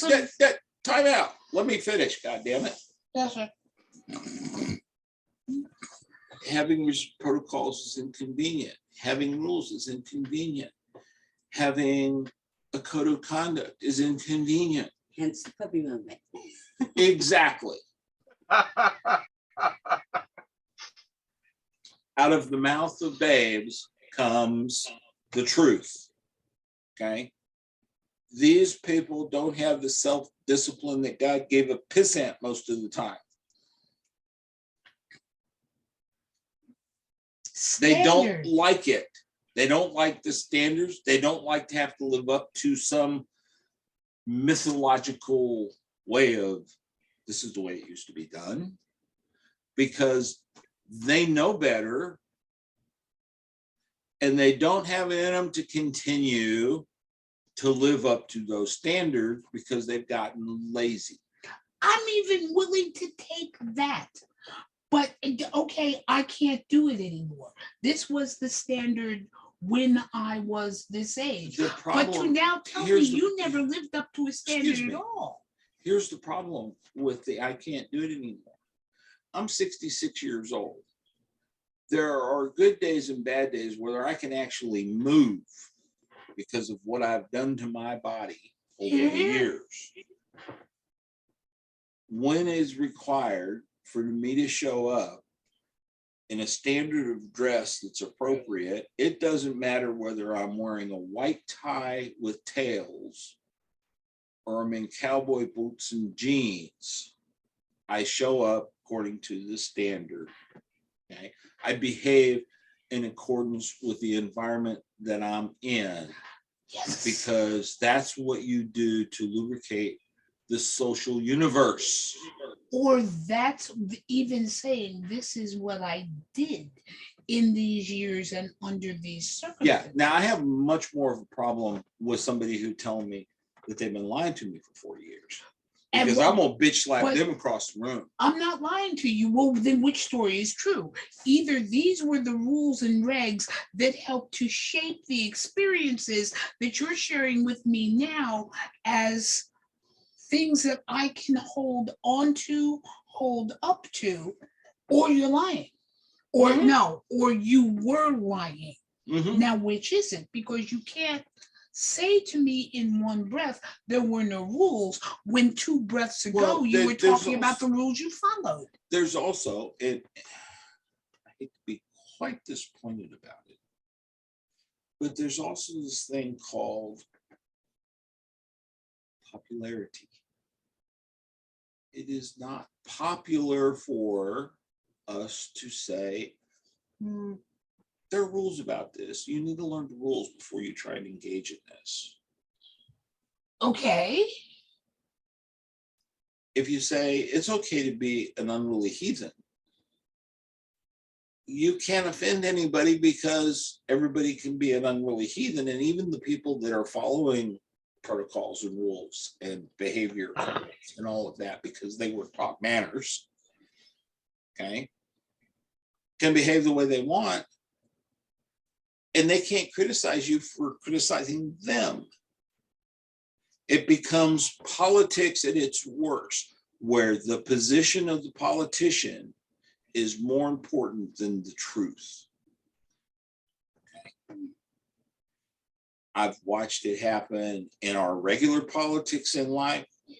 I've watched it happen in the leather community when personalities get so big and they crave so much to continue to be praised and loved that they'll say any fucking thing the masses want Go. to continue that. Okay. It upsets me because I love the people that do it. I'm starting to twitch. Okay. I want to bitch slap them into next week most of the time. And in private, I will have very pointed conversations with them about my disappointment. We continue to love each other. We just don't talk as much now. Because I am unwilling to tolerate bullshit in my life because I'm too fucking old for it. I ain't got that much longer on the universe Here, here. in this incarnation. Okay. I would like to not go back to being a maggot. Thank you. I'd like to advance a little. So hopefully I can make amends for my fuck ups. And maybe I can convince a few people to not fuck up in the first place. Don't fall in that pothole, boy. Go down the road and fall in another one, but don't fall in this one. You don't have to tolerate the bullshit though. Now, the rules that I grew up with, manners that I grew up with, says compliment in public, criticize in Criticizing private. private, correct. And I'll do that when I have the opportunity. But if I've got some asshole up there telling a room full of people something that I think is bullshit, I'm going to stand up in the middle of the room and say, excuse me one fucking minute, asshole. That's bullshit. That one. Whereas I am going to say, may I recall and bring you back to a conversation we had about da da da da da da da. Do you recall the conversation? Good. Now, it seems to me the conversation we previously had is in direct opposition to the conversation you are having now. Just Could because you love clarify talking more which than I one do. I is just want to correct? kill the fucking problem. Marine. Army, you shouldn't be laughing at that. Kill them all. God will sort them out. Yes, exactly. See? I am all for the in private when it's applicable. It's When just it's not applicable When you most can of the do time. it, you should do it in private. But when somebody is preaching bullshit to a bunch of people who came there to learn something, God forbid we allow them to learn something that's not right. I remember Robbie and I were at Beyond Leather in Florida.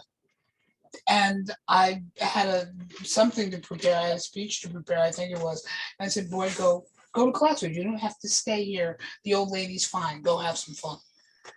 And, tell me about the class. So he comes back about an hour and a half later, somewhere between abject disbelief and boy anger. And it's like, whoa, wait, look, your aura is like all fouled up.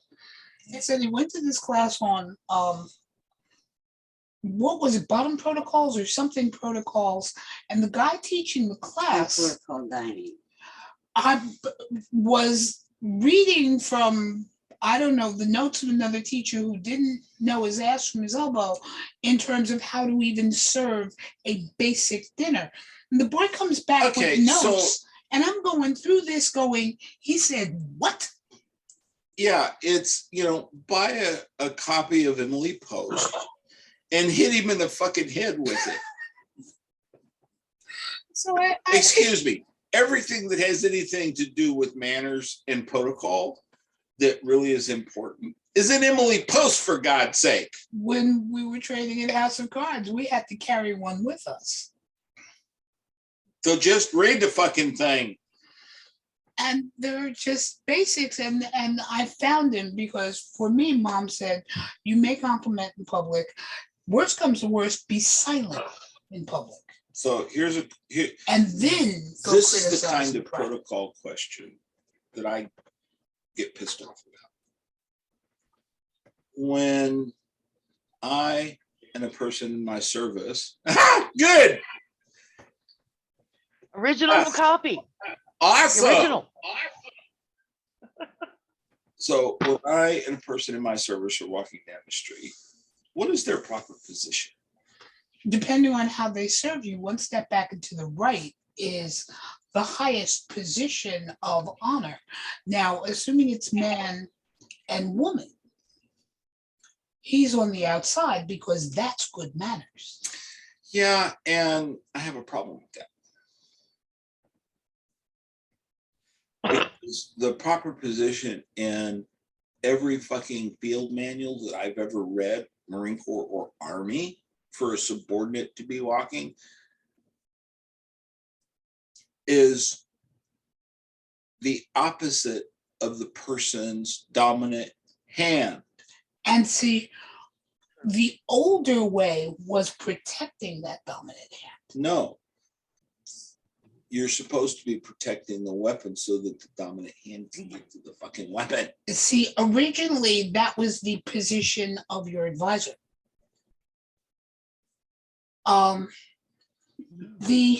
The old rule about Okay. I have the king's ear. So you know how we solve this problem?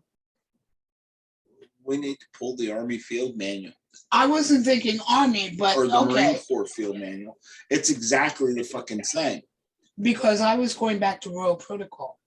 The King's advisor was Yeah, always on but his we did not come out non-dominant of hand. the Royal Protocol. We came out of the military protocol. The slaves that I trained under Royal Protocol. Because they would never dare be on the left, because that was the advisor's position. Well, you know, if my slave isn't smart enough to be advising me, why the fuck do I have him as a slave?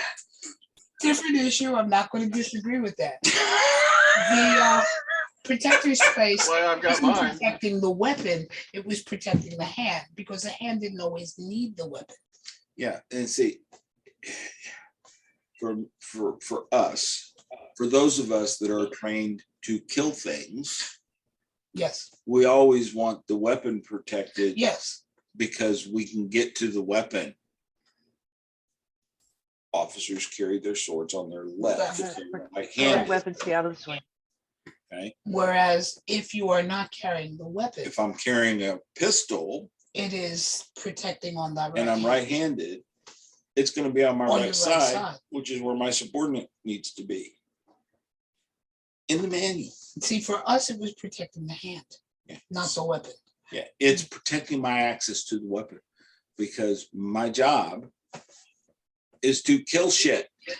I always heard it explained that the subordinate was back and to the right if you are right-handed.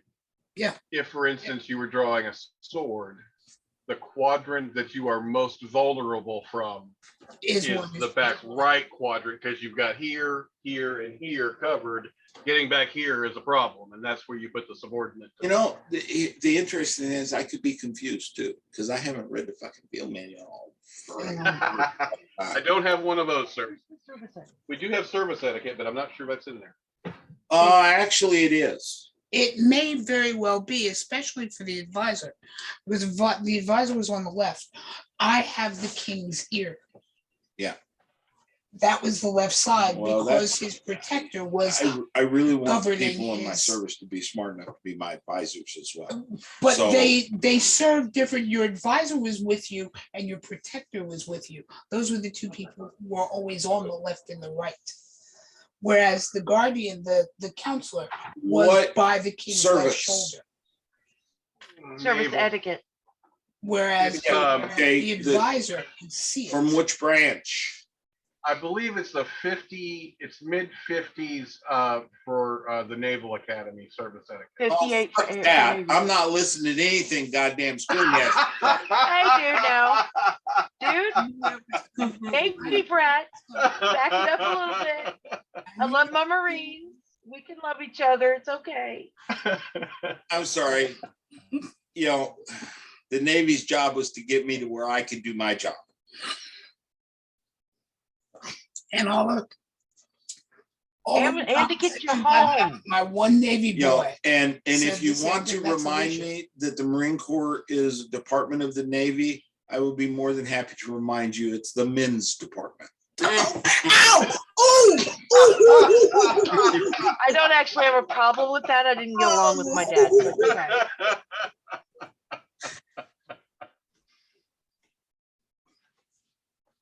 I can go on. You know, I mean, we've been doing the burn with each other for a long time. I love the Navy. Their job to get me where I need to go. Which they happen to agree with. Yeah. They're the first ones to tell you. Yeah. Yeah. You know, what is our job? We are shipped ashore for the Marines. Mm-hmm. Yeah, shore to shore for the Marine They Corps. admit it. Yeah, that's the job, and that's fine. And they like having us around things like nuclear aircraft carriers or nuclear weapons because we will fucking shoot you. Who guards the important stuff in the Navy? That would be the Marine Marines. Marines. Yeah. I'm serious. Yeah. You know, I had a friend who was stationed on the Enterprise. He was a nuke, right? So he worked in the engine room with nuclear reactors were. And there was a Marine standing at the bulkhead, and there was a line painted. And there are signs posted all over the place that say, do not cross the line without proper authorization. Deadly force is authorized. And the weapon that the Marine was carrying was loaded with a round in the chamber. And guess what? That Marine really will fucking shoot We'll you. shoot you. Because that's his job. You know, and Work for uniform stuff. they're not going to ask questions. They're just going to They're fucking just shoot gonna you. shoot you. Because that's what they've been ordered to do. And Mhm. you know, Marines are kind of funny about following orders. Mhm. So, Quite a while. yeah. of 'em. But we're going to follow orders because we've given the United States government the right to tell us to do things that are going to get us killed. The person that's in my service didn't give me that right, and by God, shouldn't oughta. Okay? It's just that simple. It doesn't work that way. This is the real world, not the military. This is the real world, not the Middle East in, you know, whatever century you want to name, where slavery is an accepted thing. Okay? Just not. These are human beings. They have incredible value, lots of knowledge, and the people that taught me the most about understanding that final connection between the tool and the brain were the very senior bottoms that I was allowed to work with, because they would communicate to me what's going on, because they were capable and knowledgeable and equipped to be communicative while under stress. That's why they got to be seniors. Okay. If somebody hurt one of those people, they're not going to find the body. And it's not going to be easy. I've learned about sinkholes. I thank you for that information. Another way to hide a body. Different conversation. We weren't recording that one. Nobody's going to ask what you mean, because we're not going to record that one. We didn't record that conversation. Whoever's editing this tape needs to cut that completely out. But we were just pondering. After she stops recording, okay, because she can hit the stop button without turning off the whole thing, I'll explain to you how to properly hide a body. See if I can actually sir. do that. Hold on. Stop it. Yeah, And took all their money. yeah, And that's the part that I have problems with. yeah. That, you know, we can say pretty easily that our lifestyle has been riddled with real shits. But it's our own fucking fault. We stopped enforcing the standards that were established. We stopped self-policing. Oh, yeah. If you fucked up somebody in the Vicaries, oh my God, so help you God, because you weren't going to be sitting down easy and you were going to be shitting for a long time. Because I know what those women used to do to those fellas, and it was brutal. Because the leader of the Vicaries is my grandmaster.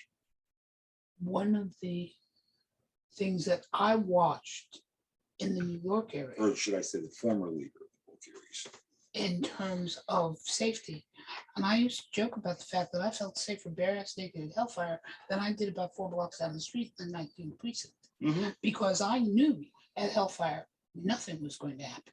Yeah, nobody was going to touch you except for the person who was supposed to. And one of the stories that I tell about not only our own policing, but about Jack. Woman came in, got put in a very dangerous position, a position where she could have accidentally been killed. Yep. And her top walked away.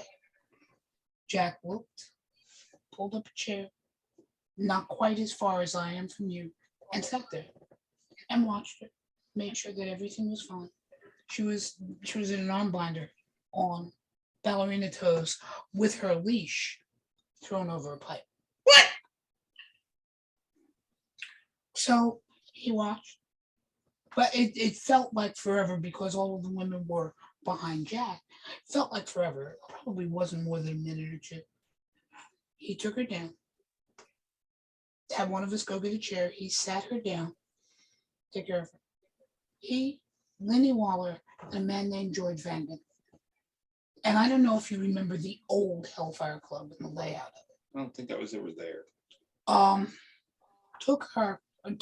Sat her down, went 2 rooms over because they were behind the tub, found him, literally dragged him out of the room he was in, through the main room, down the hallway, which is how you got out, and threw him up the stairs because it was 6 steps up to get out of the club. Now, what happened once they got him outside? I cannot tell because it's stone. You couldn't, once they turned that corner. He didn't come back in, did he? Jack made sure by the time he got back, Lenny went back to the coat room. Dave came back with Jack. They checked on her, moved us away. They sat down in the two chairs. Are you okay? How long have you known this guy? And so on and so forth. Jack wrapped her, took the arm binder off, wrapped her back up in the fur coat that she came in. They escorted her upstairs. Girls, come with us. We're going to go make sure that she gets home. Had us flag down a taxi. Jack handed the driver a $20 bill. Dave handed the driver another $20 bill and said, take her where she needs to go and keep the tip and make sure she gets in safely. That's the community I remember. Oh, there was an ass whooping in there somewhere. Well, see, once they literally, the Hellfire, in order to get in, you went through an innocuous door, you went down 6 stairs, turned to the left, and down a very long stone hallway. You passed the check-in and the coat room before you got there. Now, once they went up those stairs, I'm assuming they didn't want anyone to see what happened to be able to bear witness. But once they literally threw him up the stairs, and there's no way you can land on your feet when you're going head first. Nope. Ain't happening. Mama, is that the Hellfire that's in Cruising? Yes. Yeah. So the scene where he comes down the stairs and goes in, that's what you're talking about? Yes. Okay, so. And I knew I was safe. It was never an issue. Yeah, it's never going to be an issue in that environment. Nowadays, they've got dungeon masters who don't know what is appropriate safety with all of the implements that are being used in the dungeon. And even if they did, they won't enforce the basic safety. Yeah. They won't stop a scene. Don't want to offend the customer. I found that out of the Black Rose. Now, the advantage of being mom to so much of the community is if I make an action, nobody's going to question. No. There was a girl in a goal, head up and through, and she couldn't quite kneel down. There was probably 1.5 inches between her knees and the padding. So she had to support herself by either holding on to the bars or trying to get respite from resting her chin. And the top she was with put her in, locked her in, and walked off. And I'm watching her struggle probably 5 or 6 minutes and getting weaker and weaker, trying to relax but can't, putting her up, until finally I went and found a pillow. Went through, could reach through the bars, put them under her knees so that she could kneel. Went and told, I can't even remember who the dungeon master was, what I had watched. He said I had been watching it too. Why didn't you stop it? I didn't want to go against, fuck it. Look, if he's got a problem, let him find me. And she was probably on her knees for another 5 or 6 minutes. By which Until time this she guy probably came would have back. been dead if you hadn't acted. Let's Until call he it came what back, it what did is. you do to my slave? I gave her rest. Do you have a problem? No. Oh, okay, Mama Vi, right. Now, the next morning at breakfast, he was probably 2 tables over from me, probably the distance I am from the Phantom to the Opera poster, Mhm. laughing with his buddies about his scene and the woman who interfered with it. That classified as a mistake. Tell me you corrected him. I didn't have to, the dungeon master did. Ultimately, the person who was on duty came up and said, yeah, I watched that scene. I think the purpose was to try and kill her because that's what was going to happen. And the whole table went right back to their breakfast. Good, because I probably would have been a little ruder. The whole table went right back to the breakfast. I just, I should probably not be in polite company anymore because I just don't have the patience to tolerate that bullshit. I'm sorry. I just don't. I try to teach manners on occasion, or at least something vaguely resembling. I have manners. But I know how to use them. I just have no desire to anymore. that's the difference between the generation that I was raised in, where I was a kinkling, Yeah. and now. It wasn't an issue of asking a dungeon master, it was an issue of stopping unsafe behavior. Yeah.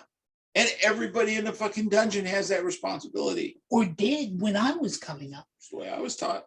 If you see it, you say something. Now, And, the dungeon master had more training than we did. Well, And- technically they were supposed to be, as much as I hate to say this way, they were supposed to be masters of the crafts that were being used in the dungeon. Yeah, that's why they were dungeon masters. Right. Now, a senior submissive masochist is certainly a master of everything that's going on if they've been involved in the lifestyle for any length of time to actually have earned the title senior. So first I'm going to fix They the problem. suit to be a dungeon master. And then now there have been new gen things, especially because I've never been one to play with electricity, that I've had to go ask about. Because I'm not sure what I'm watching here. Is it cool? So, there's basic rule with electricity. Yay or nay. Static electricity, like comes off a Tesla coil, you can pretty much apply anywhere on the human body except for in the eyeballs and not cause damage. Okay. It's entertaining, to say the least, when you're trying to interrogate someone and you apply high voltage static electricity to the genitals for an extended period of time because it tends to break down their resistance. Okay. TENS, on the other hand, is applying direct current to tissue and then changing the direction. Okay. It's not true AC current because AC current varies at 60 cycles, which is what makes it so dangerous to the heart. But literally 1/10 of an amp can put the human heart into ventricular fibrillation. More than that, and when I say more, at the 0.3 or 0.4 level, it can stop the human Nice heart. pumping muscle stops, right? Okay. So there's a basic rule that you don't apply 10 units to the human body above the waist, because you don't want to put the heart between the positive and negative contacts. Okay. Technically, you can do it safely if you know what you're doing, apply it above the waist, but you have to make sure that you never put the heart between the between the two positive and leads. negative contacts. That was one of the But first most of these things- dumbasses aren't smart enough to know how to do that. So you just tell them, don't put it above the waist. That was one of the first things Dr. Shock taught me back, if you remember the early days of the NLA, Mhm. before he embezzled $35,000. But Okay. in terms of Everybody has a electrical play, weakness. he quite literally wrote the book. And look, if you haven't done it to yourself, so you understand what you're doing with it, or had somebody do it to you that knew what they were doing so that you would understand what you're doing with it, you probably should not be doing it. Hence the, excuse me, Dean, not Waldrat. Dr. Shock's first name was Dean. What's the matter? I don't know. You know, I don't know if this is good, bad, or indifferent. Would you watch this? I'm out of my league. Mhm. And more than happy when to say I'm out of my league. Yeah. Or when I do know. Also will tell you when I don't. So can you tell me, and he go, I got it. And he watched for a few minutes and either, come back and reassure me, it just looks scary. He knows what he's doing. Okay, we're good. Or come back a little later and go, we have to have a little talk. At which time I knew what I was watching, while I didn't entirely understand it, Wasn't okay. wasn't okay. See, what the interesting thing is about the way our human minds work is we fucking know it's not okay.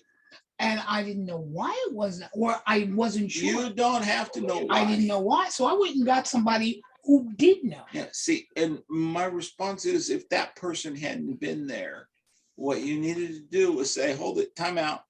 I am not comfortable with this. Yeah. I recognize you may know what you're doing, but you're not going to do it in my dungeon. And say, I was not the dungeon master. I'm just, I'm a more experienced slave looking out for my juniors. Is this okay?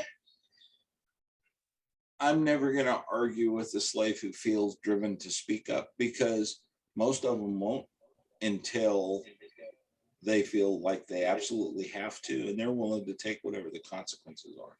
True. So, if you're not stupid as a stump, you probably should pay attention when the bottom tells you something, whether they're in a position of authority or not. Okay, because they just might know more about this than you do. Or have a concern you're not seeing. Yeah, and because they're in a position of vulnerability, they're taking a risk in their mind by speaking up. So you better shut up and listen. Hence, when my juniors come to me because they're afraid to speak up, I will. I don't have a problem with it. Yeah. So, when did we stop respecting other humans? Matt, say something. Because that's Social the media. soapbox. It's way too late for me to get off. Huh? Social media. Since social media, since it's been easy to disrespect people without getting punched in the face for it. Okay. Yeah, I agree wholeheartedly with you.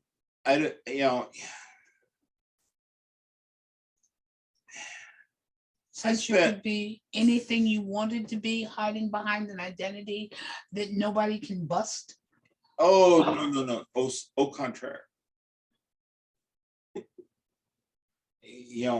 I happen to have spent something like 45 years in IT. Yeah, the average person You can't piss bust. me off enough, I am gonna find you and kick your ass. That the average person can't Okay. bust.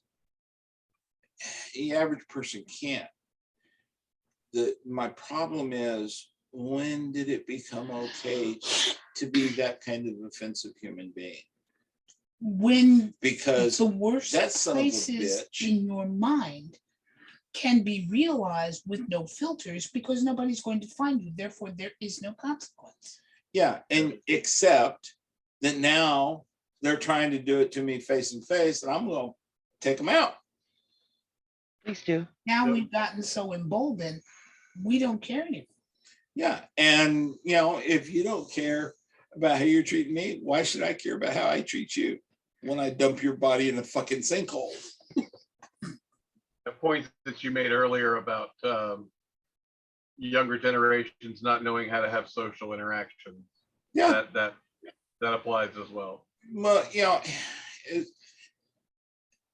the things that CTE teachers get taught because of survey and research is that the number one thing that we need to be teaching our children in high school in our CTE classes are soft skills. There's a lot of truth in that. They need to know the technology, the technical part of whatever job it is that they're applying for. They need to be capable of doing that job. But they're not going to get hired if they don't know how to talk to the other human being that's interviewing them. Right. And it pisses me off when the person I'm talking to doesn't look me in the eyeballs. I'm probably not going to hire you. And I've hired a lot of people in my time. And that was before social media ever started. I didn't have to tell those people when I started as a manager. I have to tell them now.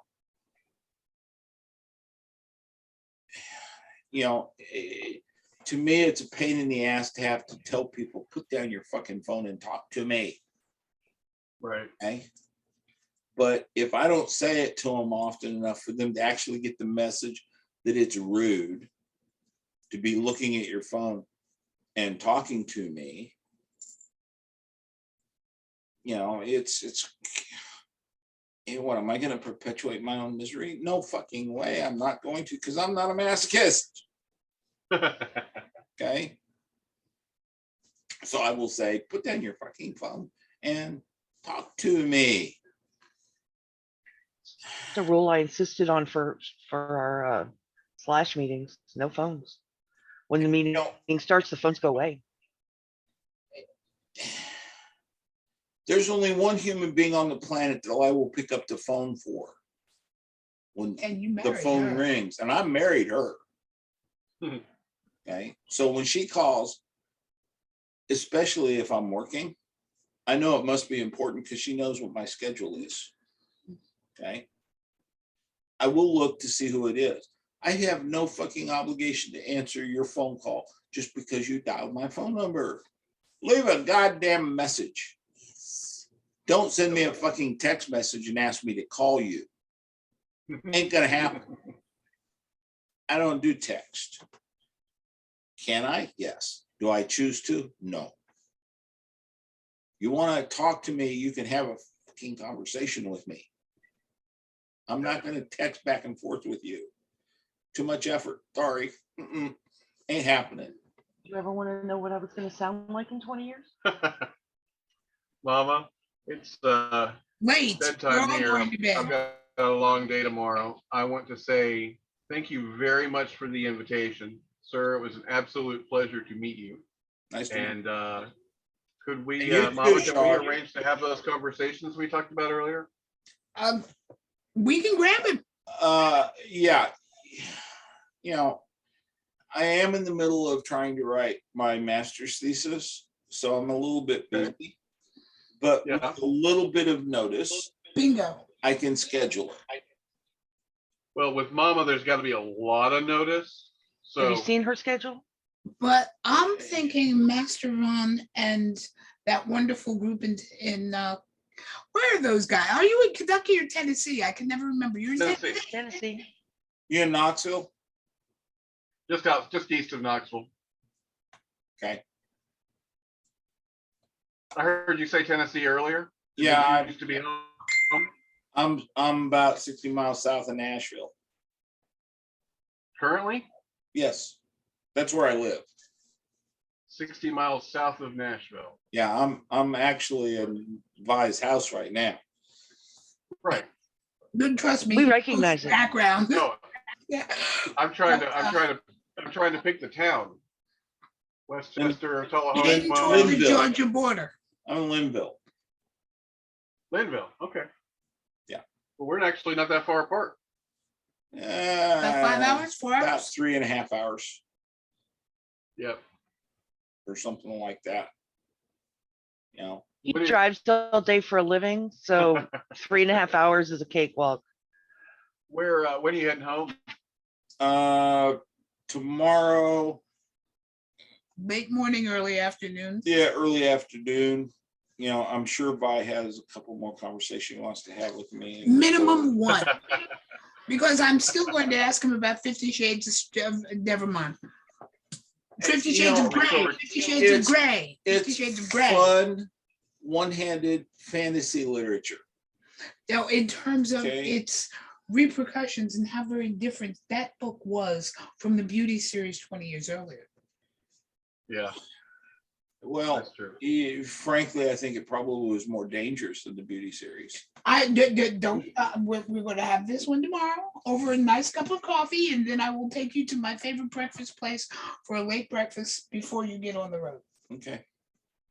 Whatever. When you're finished recording, Mama, I do have one last question. Hold on. Folks, number 4. Just hit stop. Goodbye.